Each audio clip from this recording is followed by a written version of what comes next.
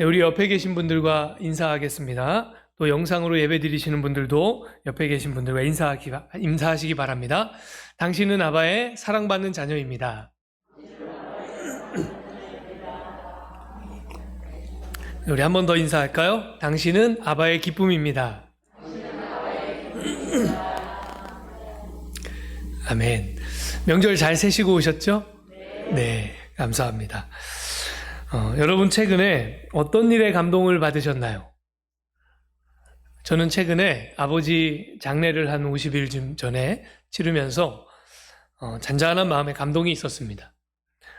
사실 군대를 제대하고 교육전도사 사역을 바로 시작했거든요. 그 뒤로부터 지금까지 근 한 20년 동안을 한 번도 쉬지 못하고 쭉 사역을 이어왔어요. 교육전도사 끝나고 담임전도사로 울산에 갔다가 또 거기서 개척교회 사역을 마치고 부목사 사역을 시작했고, 부목사 마치자마자 12월 마지막 주에 인사드리고 1월 첫 주에 여기 와서 인사드렸기 때문에 쉬지 않고 20년을 사역에만 이렇게 열중하면서 그렇게 달려왔습니다. 그래서 마음에 아쉬움이 하나 있는데 못 쉬어서 아쉬운 게 아니고요. 너무 이제 그렇게 사역에만 마음을 쏟고 살다 보니까 챙기지 못한 관계들이 참 많습니다. 돌보지 못한 관계들. 그래서 소원해진 관계들. 그런 마음속에 아쉬움이 항상 있는데, 이번에 장례를 치르면서 코로나 상황이었음에도 불구하고 참 많은 분들이 오셔서 위로해 주시고 격려해 주시고, 또 여러분들도 먼 길을 마다하지 않고 찾아오셔서 위로해 주시고 함께 해 주셔서 얼마나 마음이 감사했는지 몰라요. 나는 참 많은 분들을 챙기지를 못하고 돌아보지를 못하고 그렇게 살았는데, 그런데 참 많은 분들이 나를 사랑해주고 계시구나, 관심 가지고 계시구나, 이런 생각이 들어서 참 아버지 장례를 치르는 그 슬픈 와중에도 또 마음 한편으로는 참 잔잔하게 마음에 감동이 있었습니다.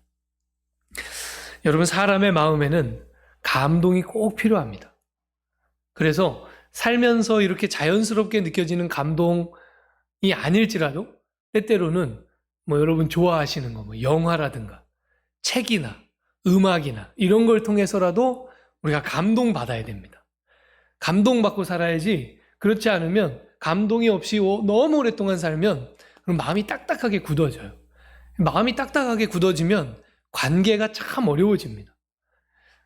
그래서 사람의 마음이 굳지 않도록 여러분 때때로 감동을 추구하시고 또 감동받기를 좋아하시기를 바랍니다. 얼마나 흉흉하고 흉포한 세상입니까? 이러한 흉흉하고 흉포한 시대를 살면서도 저와 여러분의 마음은 항상 말랑말랑해서 또 따뜻해서 참 그 마음으로 사는 것만으로도, 이런 마음으로 사람이 사는 것만으로도 참 복이다, 그렇게 여러분 사실 수 있기를 바랍니다. 우리 마음에 감동이 필요한 것처럼 우리 영혼에도 감동이 필요합니다. 사실은 마음의 감동보다 영혼의 감동이 훨씬 중요한 것입니다. 사람의 마음에 감동이 있으면 사람이 사람답게 살 수 있어요. 그러니까 마음의 감동이 너무 오랫동안 없잖아요. 그러면 사람이 사람다움을 잃어버려요. 그래서 마음의 감동은 사람을 사람답게 하고요, 영혼의 감동을 받으면 사람이 하나님의 사람다워집니다. 영혼의 감동이 없으면요, 하나님의 사람으로 살 수가 없어요. 그래서 마음의 감동도 꼭 필요하고 중요하지만 우리 믿는 사람들에게는 영혼의 감동이 무엇보다도 꼭 필요합니다. 너무너무 필요하고 중요합니다. 창세기 2장의 말씀을 보면 하나님이 사람을 만드실 때 이렇게 만드셨다고 되어 있어요. 다 아시는 말씀이에요. 2장 7절에 여호와 하나님이 땅의 흙으로 사람을 지으시고 생기를 그 코에 불어넣으시니 사람이 생명이 되니라. 아멘. 우리가 너무 잘 아는 말씀이죠. 이 말씀에서 하나님이 사람의 코에 생기를 불어넣으셨다, 이렇게 돼 있어요. 그런데 이 생기를 불어넣으셨다 할 때 이 단어를요, 문법적으로 원어를 분석해 보면요, 미완료형으로 써 있습니다. 미완료형으로 써 있다는 얘기는 무슨 얘기냐면 생기를 불어넣으시는 그 하나님의 행동이 끝나지 않았다는 의미예요. 끝나지 않았다. 그러니까 그런 의미를 충분히 반영해서 이 말씀을 다시 번역해 보면요, 이렇게 번역할 수도 있는 거예요. 여호와 하나님이 땅의 흙으로 사람을 지으시고 생기를 그 코에 불어넣고 계시니 사람이 생명이 되니라. 여러분, 하나님께서 우리에게 생기를 불어넣고 계시기에 사람은 생명, 영이 살아있는 존재가 되는 것입니다. 달리 말하면, 바꿔 말하면 하나님이 우리에게 생기를 불어넣으시기를 멈추시는 순간 사람은 영이 죽은 존재, 흙덩이 된다는 뜻입니다. 그래서 사람은요, 하나님의 사람으로 살려면, 믿음의 사람으로 살려면, 영이 살아있는 존재로 살려면 끊임없이 생기를 공급받아야 되는 거예요. 여러분, 우리가 지난주에 요한복음 15장 말씀을 함께 나눴는데, 요한복음 15장의 원리가 똑같은 원리 아닙니까? 예수 그리스도께 접붙여져 있는 동안은 가지는 살아있어서 열매 맺는 것이지만 그 접붙여짐이 끊어지면 이 가지 어떻게 되는 거예요? 죽은 거예요. 같은 원리예요. 하나님이 끊임없이 우리에게 생기를 공급하셔야, 그래야 우리가 영이 살아있는 존재로, 생명으로, 믿음의 사람으로, 하나님의 사람으로 살 수 있게 된다. 이런 의미입니다. 여러분, 그래서 하나님은요, 끊임없이 우리에게 생기를 공급하시는 분이십니다. 하나님은 쉬지 않고 우리에게 생기를 공급하십니다. 그렇기에 우리가 오늘 함께 모여서 하나님을 예배할 수 있는 거예요. 하나님이 생기를 우리에게 공급해 주셨기에 우리가 하나님을 알아보는 것이고요, 우리가 하나님의 하나님됨을 인정하는 것이고요, 우리가 믿음으로 하나님을 붙잡을 수 있는 거예요. 하나님이 그 생기를 불어넣기를 멈추시면 여러분, 우리가 어떻게 하나님을 알아보고 하나님을 예배하고 하나님을 사랑할 수 있겠어요? 오직 하나님이 우리에게 생기를 불어넣고 계시기에, 끊임없이 멈추지 않고 하나님께서 우리에게 당신의 그 영을 우리에게 공급하시기에 우리가 오늘 하나님 앞에 이렇게 모여 있는 줄로 분명히 믿습니다. 그렇다면 우리가 잊지 말아야 하는 아주 중요한 사실 하나가 있어요. 하나님께서 지금도, 바로 지금 이 순간에도 우리에게 당신의 그 생명을, 그 생기를 공급하고 있다는 사실입니다. 그렇다면 하나님은 오늘날에 우리에게 어떤 방법으로 생기를 공급하실까요? 하나님의 생명을 나누어 주실까요? 우리 그 질문을 가지고 다시 한번 디모데후서 3장 16절 말씀을 우리 함께 읽어보겠습니다. 시작. 모든 성경은 하나님의 감동으로 된 것으로 교훈과 책망과 바르게 함과 의로 교육하기에 유익하니. 아멘. 이 말씀에서 바울은요, 모든 성경이 뭐로 됐다고 얘기합니까? 하나님의 감동으로 되어 있다고 얘기해요. 그런데 이 하나님의 감동으로 되어 있다, 이 본래의 원어 단어는 뭐냐면 데오 푸뉴스토스라는 단어예요. 본래의 의미는 이런 겁니다. 하나님이 숨을 불어넣으셨다. 그러니까 모든 성경은 하나님의 감동으로 되었다. 이 말씀은 이런 얘기예요. 모든 성경 속에 하나님이 숨을 불어넣고 계시다. 이런 의미입니다. 그러니까 하나님의 말씀 속에, 이 성경 속에 하나님께서 끊임없이 숨을 불어넣고 계신 거예요. 하나님의 생명을 불어넣고 계신 거예요. 그래서 이 말씀이 살아있는 말씀이 되는 것입니다. 창세기 7장에서 하나님은 사람 속에 직접 그 숨을 불어넣으셨다고 되어 있죠. 그런데 바울은 그 동일한 원리로 하나님께서 이 성경의 말씀 속에 하나님의 숨을 불어넣고 계시다고 그렇게 오늘 가르치는 것입니다. 그래서 모든 성경 안에는 하나님의 생기가, 하나님의 생명이, 하나님의 기운이 충만하게 담겨 있는 것입니다. 여러분, 성경 안에 하나님의 숨결이 들어있고 하나님의 생명의 능력이 담겨 있습니다. 믿으십니까? 그래서 우리가 성경을 연구하고 성경을 읽고 성경을 묵상하면 하나님의 생명이 우리에게 공급되는 거예요. 즉, 하나님은 하나님의 말씀을 통해서 우리에게 생명을 공급하고 계시다는 뜻입니다. 그래서 성경의 이 말씀을 통해 생명을 공급받는 것, 그것을 성령의 감동이라고, 하나님의 감동이라고 오늘 말씀은 번역한 것입니다. 여러분, 그것이 바로 우리에게 필요한 영혼의 감동입니다. 하나님의 사람으로 살려면 영혼의 감동이 필요한데, 그 영혼의 감동이라는 게 도대체 뭐냐? 하나님의 말씀을 통해 생명을 공급받는 거예요. 그게 영혼의 감동이에요. 여러분, 세상은 우리에게 감동 주지만 세상이 주는 감동은요, 우리의 감정만 만지고 끝나요. 물론 그것도 중요해요. 필요해요. 그래서 우리의 감정이 항상 좀 말랑말랑하고 따뜻하고 유연해야 돼요. 여러분이 마음의 감정이 딱딱하게 굳어져 있는 사람, 말 붙이기도 어렵습니다. 마음의 감정이 뭔가 분노로 막 차 있는 사람, 화낼 일도 아닌데 막 화내고 그러는 거예요. 그러니까 마음의 감정이 어떤 상태로 되어 있느냐, 이거 굉장히 중요해요. 그래서 세상이 주는 감동도 우리가 사람으로 살아가는데 필요해요. 그런데 그것만 갖고는 안 돼요. 하나님의 말씀이 우리에게 주는 감동이 우리에게는 필요해요. 그 감동은요, 감정만 만지고 끝나는 게 아니에요. 생각만 만지고 끝나는 게 아니에요. 하나님의 말씀은 세상 그 어떠한 것도 만질 수 없는 영역, 터치할 수 없는 영역 속으로 들어갑니다. 그게 뭡니까? 바로 우리의 영입니다. 하나님의 말씀은 우리의 영을 만집니다. 우리의 영을 터치합니다. 그래서 우리의 영에 하나님의 생기를 공급합니다. 여러분, 오직 하나님의 말씀만이 사람의 영을 만질 수 있습니다. 오직 하나님의 말씀만이 사람의 영을 생기로 채우고 살려내는 것입니다. 하나님의 말씀 외에는 그런 생명이 어디에도 없습니다. 그래서 세상의 감동만을 추구하지 마시고 여러분, 하나님의 감동을 추구하십시오. 성령의 감동받기를 사모하십시오.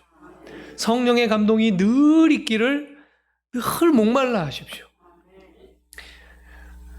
지난주에 우리가 말씀으로 우리를 깨끗하게 하신다 그랬어요. 요한복음 15장 3절 말씀. 하나님이 그 말씀으로 우리를 깨끗하게 하시는 것, 여러분, 그것이 곧 성령의 감동이에요. 그러면 성령의 감동이란 구체적으로 뭔가? 다시 디모데후서 3장 16절 말씀을 보시면 모든 성경은 하나님의 감동으로 된 것으로 교훈과 책망과 바르게 함과 의로 교육하기에 유익하니, 이렇게 돼 있어요. 여러분, 바울이 이 말씀 속에서 성령의 감동을 지금 뭐하고 연결시키고 있냐면 성경과 연결시켰습니다. 우리는 보통 성령의 감동 그러면 뜨거운 체험을 성령의 감동이라고 생각해요. 맞아요. 뜨거운 영적인 체험, 성령의 감동 맞아요. 성령께서 하시는 일이에요. 그리고 우리에게 꼭 필요해요. 뜨거운 영적인 체험이 있어야, 그래야 우리의 믿음이 굳건한 반석 위에 세워집니다. 그러니까 뜨거운 체험도, 영적인 체험도 막 방언을 말하고 막 기도하다가 막 뜨겁게 성령의 임재를 경험하고 이런 거 우리에게 정말 필요해요. 그런데 오늘 바울은요, 성령의 감동을 그런 어떤 체험과만 연결시키지 않았고요, 오늘 말씀 속에서 바울은 성령의 감동을 성경과 연결시킨 거예요. 바울의 말씀에 의하면 성령의 감동이란 뭐냐? 성경 말씀이 우리 속에 들어와서 행하는 4가지 차원, 이것이 성령의 감동이래요. 그래서 성령의 감동은 교훈과 책망과 바르게 함과 의로 교육하는 것이다. 다시 한번, 성령의 감동은 교훈과 책망과 바르게 함과 의로 교육하는 것이다. 이게 바로 성령의 감동이래요. 여러분, 성경은 우리에게 교훈을 줍니다. 맞습니까? 여러분, 지금까지 그 교훈을 따라 살아오셨잖아요. 그죠? 지난주에 잠시 언급했던 서승동 목사님 책, 묵상 예수님처럼, 이 책에 보면 이 성령의 감동의 교훈의 차원, 이 교훈의 차원을 굉장히 좋은 예로 설명한 게 있어서 소개하려고 합니다. 사실 요즘에는 뭐 내비게이션, 우리가 운전할 때 내비게이션 다 쓰시잖아요. 그래서 초행길을 갈 때도 우리는 전혀 두려움이 없습니다. 제가 처음 운전 배웠을 때, 그때는 내비게이션이 뭐 있기는 있었지만, 제가 개척교회에서 있던 시절에 운전을 이제 드디어 본격적으로 처음 시작했거든요. 내비게이션을 살 돈이 없었어요. 그래서 내비게이션을 못 사고 지도를 들고 예전에 다 그렇게 다녔잖아요. 그러니까 초행길을 가려면 늘 불안한 거예요. 여러분, 그래서 내비게이션이 없던 시절에 지도하고 표지판 보면서 길을 찾아가던 때, 그때 초행길을 가면 가다 중간중간 무슨 마음이 듭니까? 이 길이 맞나 싶은 마음이 들잖아요. 이 길이 맞나 싶을 때 마음으로 기다려지는 게 있어요. 뭡니까? 표지판. 표지판이 나와야 돼, 표지판. 그죠? 그래서 지금 가는 이 길에, 아, 이 길로 가면 맞구나. 내가 가려는 곳이 맞구나. 그런데 중간중간 표지판이 나오는데 내가 가려는 지명이 안 나온다. 그러면 지금 어떻게 된 거예요? 잘못 가고 있는 거예요. 그래서 표지판을 보면서 이 길이 맞구나 또는 이 길이 틀리구나 하는 걸 판가름하는 것처럼 하나님의 말씀이 우리에게 교훈을 주신다 하는 건 바로 그런 거예요. 여러분, 운전이야 이제는 뭐 다 내비게이션 사용하고, 심지어는 요즘엔 내비게이션도 잘 안 쓰잖아요. 우리 스마트폰에 딱 찍으면 뭐 참 얼마나 잘 돼 있는지 몰라요. 운전은 그렇게 하면 되는데 문제는, 여러분, 우리의 인생에 내비게이션이 있나요, 없나요? 인생에는 내비게이션이 없어요. 제가 지금 제 지식으로는 아마 못 만들 것 같아요. 만들 길이 없을 것 같아요. 인생의 내비게이션을 사람은 만들 수 없지만 알고 계신 분은 있으시죠. 하나님이십니다. 그래서 때때로 인생을 살다가 이런 생각 들 때 있죠. 이렇게 사는 게 맞나 하는 생각 들 때, 정말 이 길로 가도 될까 싶을 때, 특히 인생이 험난한 길을 만났을 때, 아주 고단한 인생길을 걸어갈 때 정말로 이 길 끝에 빛이 있을까? 이 길 끝에 낙이 있을까? 이런 마음이 들 때가 있잖아요. 여러분, 그때 하나님의 말씀이 우리에게 교훈을 주십니다. 하나님의 말씀이 표지판 되어서 우리의 인생길을 인도하신다는 얘기예요. 그래서 이 말씀을 통해서 우리가 지금 너무너무 어려운 길을 가고 있지만 그러나 이 길 끝에 하나님이 계시구나. 지금 너무너무 고단하게 살고 있지만 그러나 이 길 끝에 예수 그리스도께서 약속하신 영생이 있구나. 우리가 그것을 말씀을 통해서 확인하면서 가는 거예요. 그래서 하나님의 말씀이 우리의 삶에 교훈을 주신다 하는 것은 우리의 인생의 표지판이 되어주신다 하는 것입니다. 여러분, 놀라운 사실은 하나님의 말씀을 인생의 교훈 삼아, 인생의 표지판 삼아 살아가는 사람들에게 나타나는 특징이 있어요. 여러분, 막 운전을 하다 가다가 이 길이 맞나 싶은데 이 길이 맞다고 하는 것을 알려주는 표지판이 딱 나오면 마음이 어떻게 됩니까?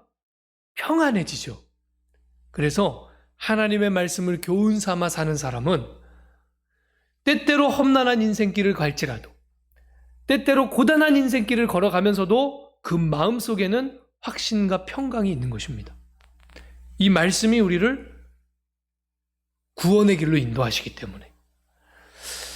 두 번째로, 성령의 감동은 항상 좋기만 한 것은 아니에요.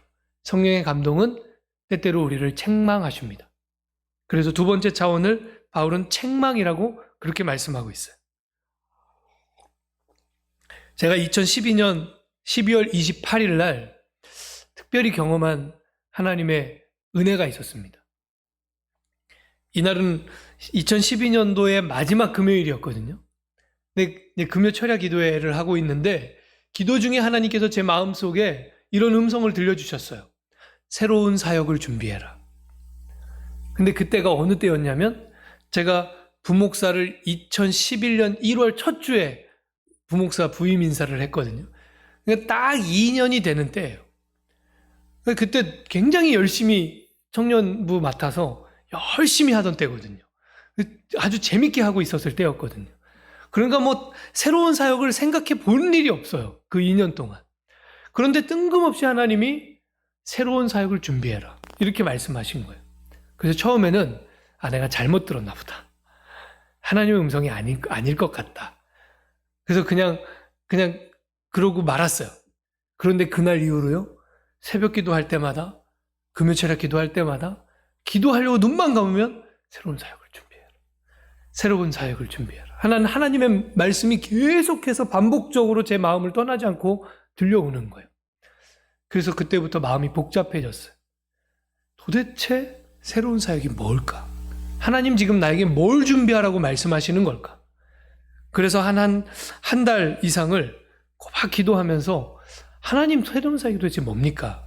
뭘 준비하라고 말씀하시는 겁니까? 기도했습니다. 그러면서 제 마음속에 이런 생각이 들었어요. 하나님이 나에게 유학을 준비하라고 하시는 것 같다. 왜냐하면 제가 대학원 시절부터 이렇게 접어놓고 있던 꿈이었거든요. 그게 유학 가고 싶었었거든요. 공부를 좀 더 하고 싶었었거든요. 그래서 이제 하나님이 나를 유학길로 인도하시려나 보다 생각을 하고 이제 손났던 영어 공부도 다시 좀 시작해보고 그리고 유학 정보도 좀 알아보고 그러는데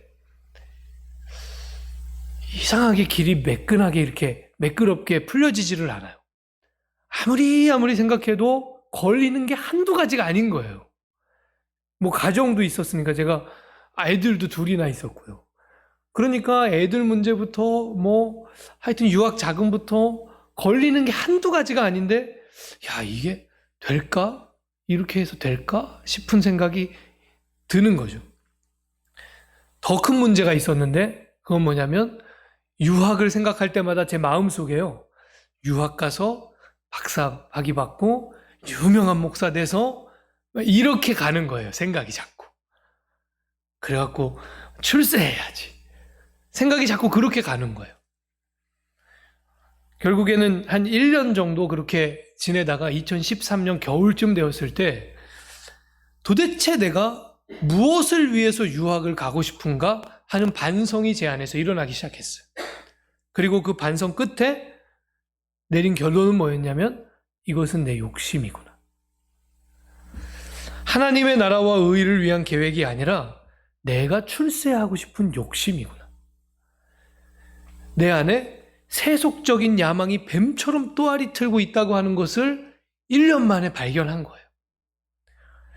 겉으로는 하나님의 종으로 포장되어 있지만 마음속으로는 출세하고 싶은 그런 나 자신의 종이었던 거죠. 자기 자신의 종. 그러니까 인생의 운전대를 하나님께 맡길 수가 없어요. 인생의 운전대를 내가 꽉 붙잡고 사는 거죠. 여러분 그 상태로 있으면 하나님의 종 아닙니다. 그래서 2013년 겨울을 보내고 2014년 봄이 되어서야 하나님 앞에서 하나님 이것이 제 마음속에 있는 세속적인 야망이고 욕심입니다. 고백하고 인정하고 하나님 앞에 내려놓고 회개했습니다. 그러니까 그때부터 하나님께서 목회가 뭔지를 알려주시더라고요. 목사가 유명해져서 물론 그런 것도 또 그런 분들도 필요하죠. 하나님께서 그런 역할을 맡겨주신 분들이 분명히 있죠. 꼭 필요한 역할이죠. 그런데 그거는 기본이 아니고 그거는 덤으로 주어지는 역할이고 목회의 기본은 밤하늘처럼 목사는 깜깜해야 되고 그 밤하늘의 별처럼 빛나는 성도들을 양육하고 길러내는 일 그것이 목회라고 하나님 저에게 가르쳐 주시고 깨우쳐 주시고 말씀해 주셨어요. 그제서야 하나님이 말씀하신 새로운 사역이 뭔지를 제가 깨달았어요. 하나님이 새로운 사역을 준비해라 그랬을 때 그 새로운 사역이라는 게 정말 어떤 일이 아니라 진정한 일, 참된 일, 하나님 그것을 말씀하신 거구나. 그 이전까지 나는 목회가 뭔지도 모르고 목사라고 그러고 다녔던 거구나. 여러분 책망이 아픈 것입니다. 제가 그래서 2012년 그 금요일 마지막 금요일 날부터 2014년 봄 지나서 5월 6월 될 때까지 하나님의 깊은 책망함 속에 있었거든요. 1년 반 동안을. 하나님께서 제 마음을 막 그냥 다 뒤집어 엎어서 땅을 기경한다고 그러죠. 마음을 하나님이 기경하신 거예요. 그렇게 기경하면서 제 마음속 깊은 곳에 또아리 틀고 있었던 세속적인 욕심, 그것을 하나님 끄집어낸 거죠. 얼마나 힘들었는지 몰라요. 그런데 힘들었지만 그 책망의 시간이 없었다면 저는 지금도 목회가 뭔지도 모른 채로 개인적인 야망을 쫓아서 사는 사람이지 않았겠어요? 여러분 한번 상상해 보십시오. 지금 제가 상상해 보면 끔찍해요. 그렇게 개인적인 욕심으로 평생을 살다가 나름 목사인데, 목사라고 평생을 살았는데, 하나님 위해서 산다고 살았는데 사실 속으로는 개인적인 야망을 가지고 살다가 마지막 순간 하나님 앞에 갔는데 하나님께서 너는 단 한순간도 내 종인 적이 없었다, 이렇게 말씀하신다면 그거 어떻게 해요? 그제 가서 돌이킬 수도 없고. 그러니까 그 하나님의 책망의 시간이 저에게는 너무너무 황금 같은 시간, 너무너무 필요한 시간이었던 거예요. 여러분, 하나님 우리를 때때로 책망하십니다. 그 하나님의 책망은 아주 모질고 호됩니다. 그러나 그 책망이 있어야 우리가 하나님의 사람으로 살아갈 수 있습니다. 그 책망이 있기에 우리가 하나님 앞에서 변화될 수 있는 것입니다. 여러분, 하나님이 우리를 무섭게 책망하신다고 해서 그 책망을 두려워하지 마시기 바랍니다. 왜냐하면 그 책망 중에서 하나님 결국에 우리를 어디로 인도하시냐면 예수 그리스도의 십자가 앞으로 인도하시기 때문이에요. 그 책망함 가운데서 그리스도의 십자가를 맛보게 하시고요, 그 십자가에서 하나님 우리를 위해서 흘려주신 그 피의 대가가, 그 공로가 무엇인지, 그 용서의 은혜가 무엇인지를 깨닫게 하시는 거예요. 여러분, 그래서 책망은 우리에게 꼭 필요합니다. 하나님 우리에게 교훈하시고 책망하시면서 우리를 바르게 해 가시는 거예요. 그래서 바울은 이 성령의 감동의 세 번째 차원으로서 바르게 함을 얘기합니다. 여러분, 바르게 한다고 하는 것은 우리가 잘못된 길에 들어섰다가 그것을 다시 돌이켜서 온전한 길로 돌아서는 것을 말하는 거죠. 회개를 의미합니다. 오랜 시간 굽어서 쓸 수 없게 된 것, 그것을 다시 펴서 치유하고 회복시키는 은혜. 무너져서 완전히 회파되어 있는 것, 그것을 다시 재건하시는 능력. 그것이 바로 바르게 하는 것입니다. 연약하여 넘어진 인생을 다시 일으켜 세우고 힘을 주시는 것, 그것이 바르게 하는 것이에요. 그래서 이 성령의 감동 세 번째 차원이 이 바르게 한다고 하는 것은요, 그냥 이게 바른 거야 하고 알려주는 게 아니에요. 그냥 이게 바른 길이야 하고 알려주는 건 교훈이죠. 그런데 바르게 한다고 하는 건 뭐냐?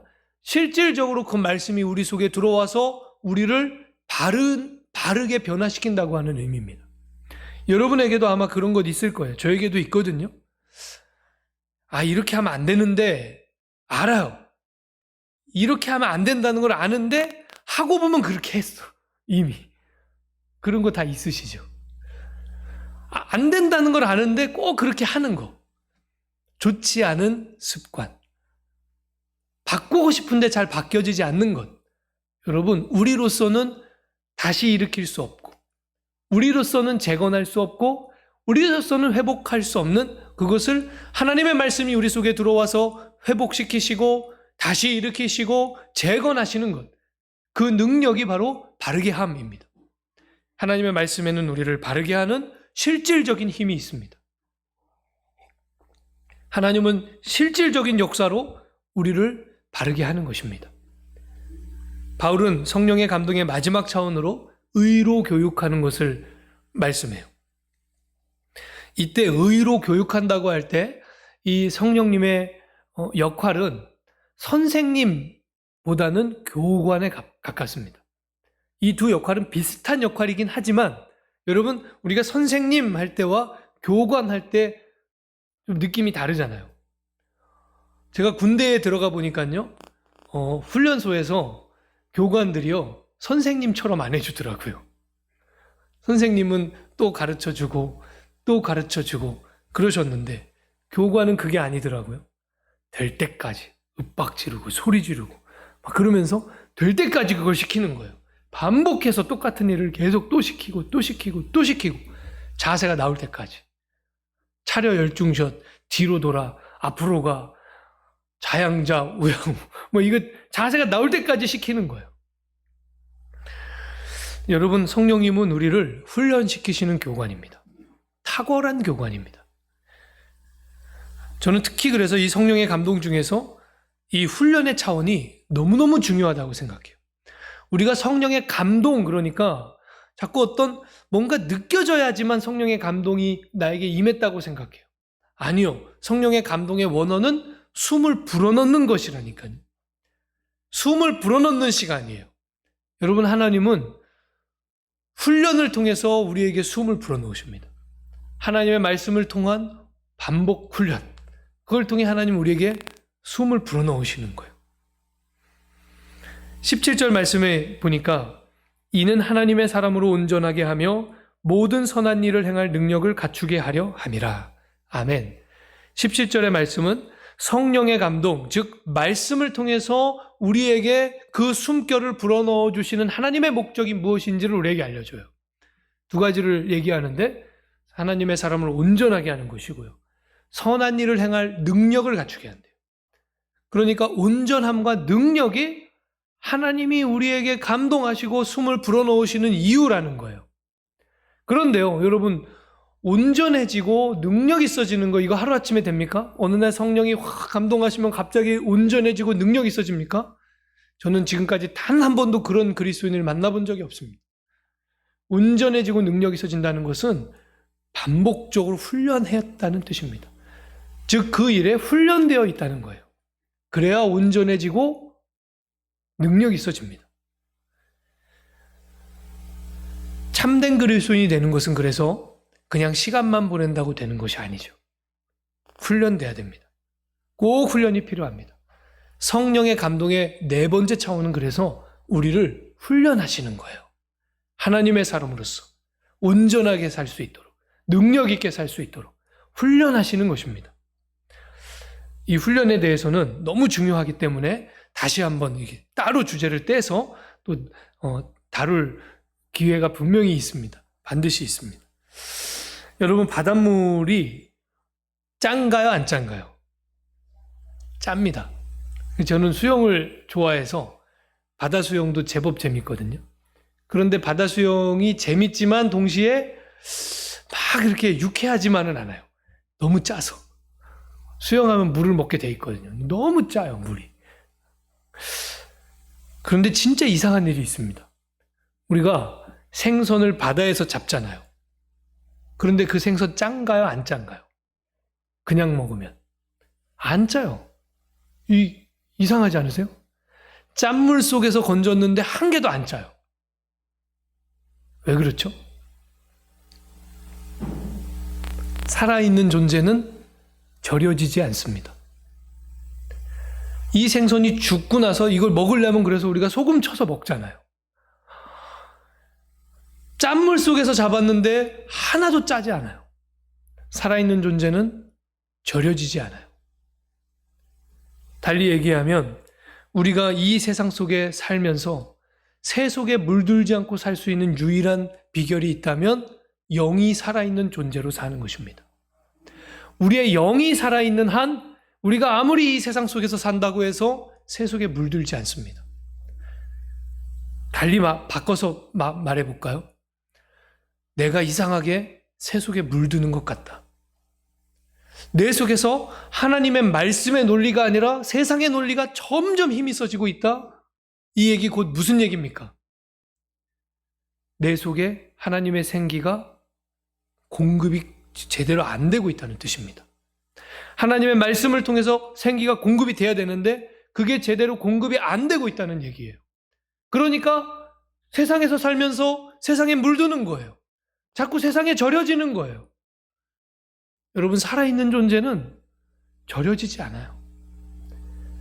고기가 살아있는 한 아무리 짠물 속에 바다 속에 산다고 해서 짜지지 않아요. 여러분, 성령의 감동, 하나님의 숨결을 항상 받으십시오. 한순간도 거기에서 멀어지지 마십시오. 늘 하나님의 말씀을 가까이 하십시오. 하나님의 말씀이 내 생명줄이다. 하나님의 말씀의 공급이 끊어지면 나는 죽고 이 세상에서 영이 살아있는 존재가 아니라 그냥 세상에 물들고 세상에 찌드는 그런 존재가 될 수밖에 없다. 여러분 이것을 기억하시고 늘 하나님의 말씀을 가까이 하십시오. 내가 뭔가 지금 세상에 절고 있구나.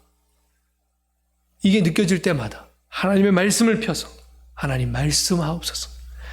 하나님을 만나고 싶습니다. 여러분 그렇게 말씀 속으로 들어가셔야 돼요.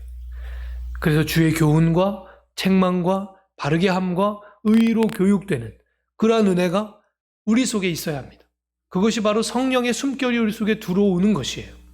저와 여러분이 이 하나님의 생명의 공급을 늘 받음으로써 이 세상 속에 살지만 세상에 절여지지 않는, 세상에 영향받지 않는 그러한 영이 살아있는 존재로 살 수 있기를 주님의 이름으로 축원합니다. 기도하겠습니다.